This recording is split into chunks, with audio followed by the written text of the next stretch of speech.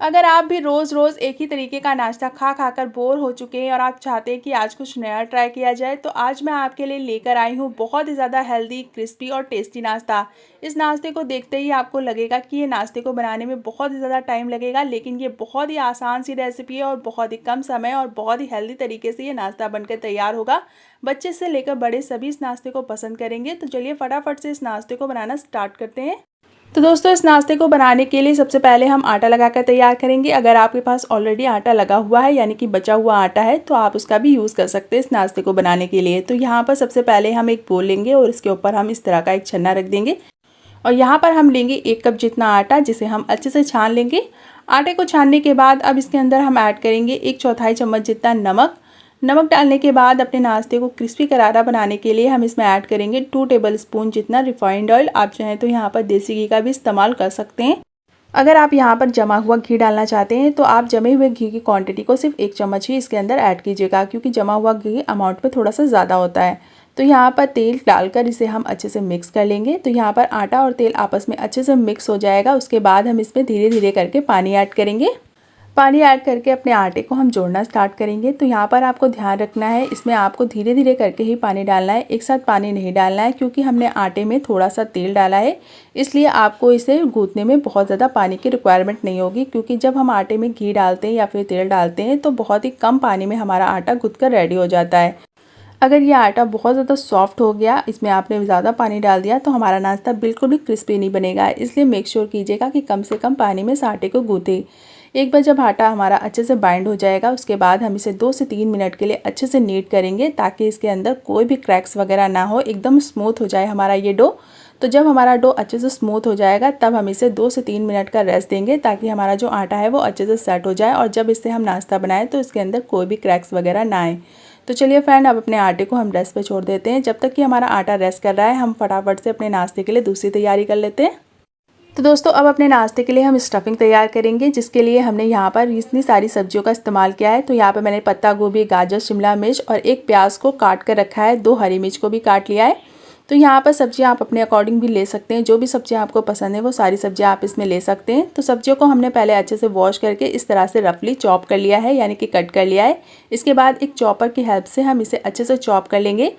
इस तरह से इन सब्जियों को चॉप करने में बहुत ही कम समय लगता है। अगर आप इसे हाथ से काटेंगे तो इसमें बहुत ज़्यादा टाइम लगेगा। अगर आपके पास इस तरह का चॉपर नहीं है, तो आप इसकी जगह पर मिक्सी के जार का भी इस्तेमाल कर सकते हैं। अगर आप इन सब्जियों को मिक्सी के जार में चॉप कर रहे हैं, तो आपको मिक्सी को रुक रुक के चलाना होगा, ताकि हमारी जो सब्जियां हैं वो बहुत ज़्यादा फाइन ना हो जाए और उनके अंदर का पानी रिलीज़ ना हो जाए। तो बस इसी बात का आपको ख्याल रखना है। तो देखिए, यहाँ पर हमने अपनी सारी सब्जियों को अच्छे से चॉप कर लिया है एक बार में ही, और आप देख सकते हैं कितनी फ़ाइन हमारी ये सब्जियां चॉप होकर रेडी हो चुकी है। तो अब इसे हम एक बोल में ट्रांसफ़र कर लेंगे।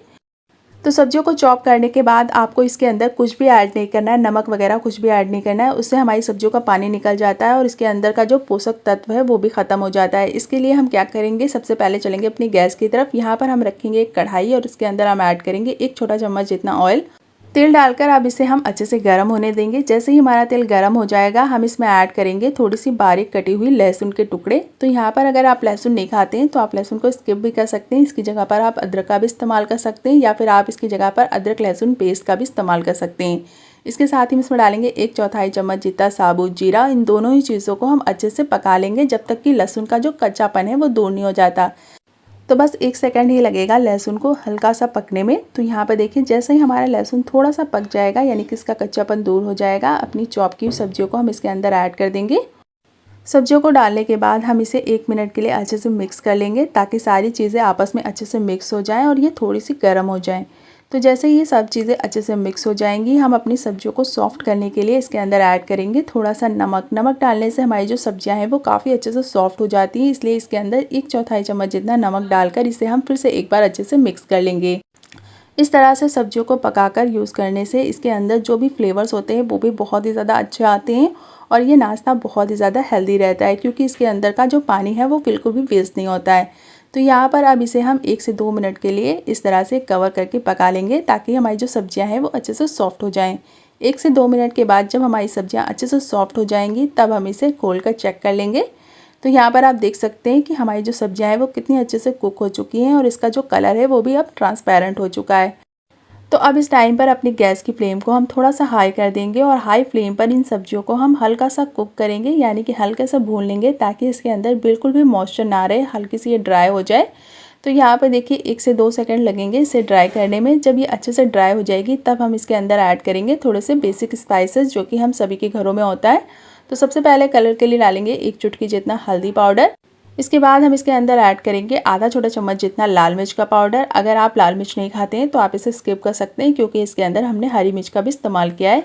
इसके बाद हम इसमें डालेंगे 1 छोटा चम्मच जितना धनिया पाउडर। इन सभी चीज़ों को डालने के बाद इसके अंदर हम ऐड करेंगे 1 मैगी मसाला। मैगी मसाला डालने से बच्चों के ये बहुत ही ज़्यादा फेवरेट हो जाता है और सब्जियों में मैगी मसाले का टेस्ट भी बहुत ही ज़्यादा अच्छा आता है। तो इसे डालकर हम इन सारी चीज़ों को अच्छे से मिक्स कर लेंगे। तो मैगी मसाला डालने के बाद आपको इसके अंदर किसी भी और मसाले को डालने की बिल्कुल भी ज़रूरत नहीं है, बस आपको इसे अच्छे से मिक्स कर देना है। मैगी मसाले में बहुत सारे मसालों का फ्लेवर होता है, इसलिए हम इसके अंदर कोई भी और मसाले ऐड नहीं करेंगे लाइक गरम मसाला वगैरह। तो अब इसके अंदर हम ऐड करेंगे फ्रेश बारीक कटी हुई हरी धनिया और इसे डालकर भी हम इसे अच्छे से मिक्स कर लेंगे। आप चाहें तो इस टाइम पर इसमें थोड़ा सा चाट मसाला वगैरह ऐड कर सकते हैं, लेकिन मैंने यहाँ पर इसके अंदर कुछ भी और ऐड नहीं किया है स्पाइस। तो यहाँ पर देखिए हमारी ये चटपटी सी स्टफिंग बनकर रेडी हो चुकी है। तो अब अपनी गैस की फ्लेम को हम बंद कर देंगे और इसे हम ठंडा होने के लिए छोड़ देंगे। तो जब तक कि हमारी ये स्टफिंग ठंडी हो रही है हम फटाफट से अपने आटे को चेक कर लेते हैं। तो फ्रेंड्स आप देख सकते हैं कि हमारा जो आटा है वो काफ़ी अच्छे से सेट हो चुका है। जब ये अच्छे से सेट हो जाता है, इसके ऊपर वाइट स्पॉट आ जाते हैं, तो ये साइन है कि हमारा आटा अच्छे से रस्ट कर चुका है। तो अब अपने आटे को एक बार हम और अच्छे से नीट कर लेंगे ताकि इसके अंदर कोई भी क्रैक वगैरह ना आए। इसके बाद इस तरह से हम इसका एक पेड़ा तोड़ लेंगे एकदम नींबू के आकार का और इसे हम हाथों से अच्छे से चिकना कर लेंगे।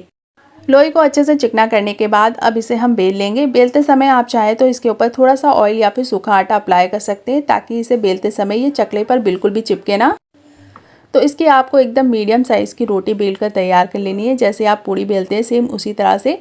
इसके बाद आपको अपनी स्टफिंग लेनी है और इसके मिड में यानी कि सेंटर में इस तरह से इसके अंदर रख देना है। तो जितनी स्टफिंग आप खाना पसंद करते हैं उसके अकॉर्डिंग आपको स्टफिंग रखनी है और स्टफिंग को आपको इस तरह से हल्का सा फैला लेना है। इसके बाद आपको इस तरह से चारों कॉर्नर को एक साथ जोड़ लेना है और इस तरह से आपको इसे फोल्ड कर लेना है जैसे हम कचौड़ी वगैरह फोल्ड करते हैं। तो इस तरह से आपको आटे को ऊपर उठाते हुए इसके एक्स्ट्रा आटे को निकाल लेना है ताकि हमारा जो नाश्ता है वो बहुत ज़्यादा मोटा ना रहे, हल्का सा पतला ही रहे। तो देखिए इस तरह से आपको पीछे की साइड से इसे हल्का सा फैला लेना है और यहाँ पर हमारा ये पहला नाश्ता बनकर रेडी हो चुका है। तो यहाँ पे मैंने ये पहला तरीका आपको दिखाया, तो अब मैं आपको दूसरा तरीका भी दिखा रही हूँ। इसके लिए भी आपको एक रोटी को बेल लेना है, उसके अंदर आपको स्टफिंग रखनी है और उसके बाद इसके अंदर ऐड करना है आपको चीज़। तो यहाँ पर आप चाहें तो कोई भी चीज़ ले सकते हैं, चीज़ क्यूब या फिर मोज़रेला, कोई भी चीज़ इस्तेमाल कर सकते हैं। तो चीज़ डालते समय हम सभी लोग बहुत ज़्यादा गलतियाँ करते हैं कि चीज़ को हम ऊपर की साइड रख देते हैं, इससे हमारा जो नाश्ता है वो बहुत जल्दी सेकते समय फट जाता है। इसलिए आपको क्या करना है, चीज़ को स्टफिंग के साथ अच्छे से मिक्स कर लेना है। इस तरह से आप देखें, इस तरह से मिक्स करने से हमारा जो नाश्ता है वो बिल्कुल भी बीच से क्रैक नहीं होता है। तो यहाँ पर इस तरह से आपको अच्छे से मिक्स कर लेना है चीज़ और स्टफिंग को। उसके बाद आपको इस तरह से मिक्स करते हुए इसे अच्छे से सील कर देना है। तो यहाँ पर इस तरीके से हमारा ये दूसरा नाश्ता भी बनकर रेडी हो चुका है, जो कि बच्चों को बहुत ही ज़्यादा पसंद आता है। इस तरह का नाश्ता बिल्कुल पिज़्ज़ा वाला फ्लेवर आएगा इस नाश्ते में। तो देखिए यहाँ पर हमने ये दूसरा नाश्ता भी बनाकर रेडी कर लिया है। तो चलिए फटाफट से इसी तरह से अपने सारे नाश्ते को हम बनाकर रेडी कर लेते हैं। तो फ्रेंड्स हमने अपने सारे नाश्ते को बनाकर रेडी कर लिया है। आप चाहे तो इस नाश्ते को बनाकर फ्रीज़ भी कर सकते हैं। जब आपके मेहमान आएँ या फिर बच्चे आएँ तो आप उन्हें फ्राई करके दे सकते हैं। तो यहाँ पर हम इसे सेक लेंगे। इसे सेकने के लिए एक पैन में हम थोड़ा सा ऑयल डाल देंगे। तो बस 1 से 2 चम्मच के करीब आपको इस तरह से ऑयल डालना है। आप चाहें तो इसे घी में भी सेक सकते हैं। तो जब हमारा तेल हल्का सा गर्म हो जाएगा तब एक एक करके अपने नाश्ते को हम पैन पे रखेंगे। मेक श्योर कीजिएगा जब पैन हल्का सा गर्म हो जाए तभी आपको नाश्ते को इसके अंदर रखना है, ताकि हमारा जो नाश्ता है वो जाते ही हल्का सा कुक हो जाए। क्योंकि इसके अंदर चीज़ है तो ये बहुत ज़्यादा देर तक अगर पैन पे रहेगा तो ये बीच से फट भी सकता है। इसलिए आपको ध्यान रखना है कि पैन को आपको हल्का सा गर्म कर लेना है। तेल जब हल्का सा गर्म हो जाए तभी आपको इस नाश्ते को डाल देना है। क्योंकि इस नाश्ते को हमने बहुत ही ज़्यादा पतला बनाया है तो इसे सेकने में बहुत ही कम समय लगेगा। बस आपको इसे दोनों साइड से अलट पलट कर 2 से 3 मिनट के लिए अच्छे से सेकना है। और ये नाश्ता बहुत ही जल्दी बनकर तैयार हो जाता है, क्योंकि इस नाश्ते को हम इस तरह से छोटे छोटे शेप में बनाते हैं तो ये एक साथ सिक कर रेडी हो जाता है। इससे हमारी टाइम की भी बचत होती है और खाने में इसका टेस्ट भी बहुत ही ज़्यादा अच्छा आता है। तो देखिए यहाँ पर इसे अलट पलट कर दोनों साइड अच्छे से क्रिस्पी होने तक सेक लेना है। जैसे जैसे हमारा नाश्ता अच्छे से क्रिस्पी हो जाएगा, अंदर से कुक हो जाएगा, ये फूलने लगेगा। तो जब ये अंदर से हल्का सा फूलने लगेगा, ये साइन है कि हमारा जो नाश्ता है वो अच्छे से कुक हो चुका है अंदर से। तब अब इस टाइम पर आपको इस नाश्ते को तेल से बाहर निकाल लेना है। तो चलिए अब इसे हम गर्मा गर्म सर्व कर लेते हैं। तो देखिए कितना ज़्यादा क्रिस्पी और टेस्टी हमारा ये नाश्ता बनकर रेडी हुआ है और इस नाश्ते को बहुत ही कम तेल में हमने सेका है, तो ये बहुत ही ज़्यादा हेल्दी और टेस्टी होता है। तो यहाँ पर आप देख सकते हैं पैन में हमारा ऑयल भी बच गया है, क्योंकि ये नाश्ता बिल्कुल भी ऑयल को अपने अंदर ऑब्जॉर्व नहीं करता है। तो चलिए इसी तरह से अपने बाकी बचे नाश्ते को भी हम बना लेंगे। तो दोस्तों बनकर रेडी हो चुका है हमारा ये बहुत ही ज़्यादा क्विक, हेल्दी और टेस्टी नाश्ता। आप देख सकते हैं देखने में कितना ज़्यादा टेम्पटिंग लग रहा है, खाने में उससे भी ज़्यादा टेस्टी होता है। एक बार आप इस नाश्ते को बनाकर खाएंगे तो बार बार बनाना चाहेंगे, क्योंकि ये बहुत ही ज़्यादा हेल्दी और टेस्टी होता है। तो फ्रेंड्स, अगर आपके भी बच्चे बाहर का पिज़्ज़ा बर्गर खाने की जिद करें तो आप घर पर ही इस तरह से इस नाश्ते को बनाकर दे सकते हैं, वो पिज़्ज़ा बर्गर खाना भी भूल जाएंगे। तो चलिए फ्रेंड, मिलते हैं नेक्स्ट वीडियो में ऐसी ही नई मज़ेदार रेसिपीज़ के साथ। तब तक के लिए अपना ख्याल रखें। Bye bye and take care and thanks for watching.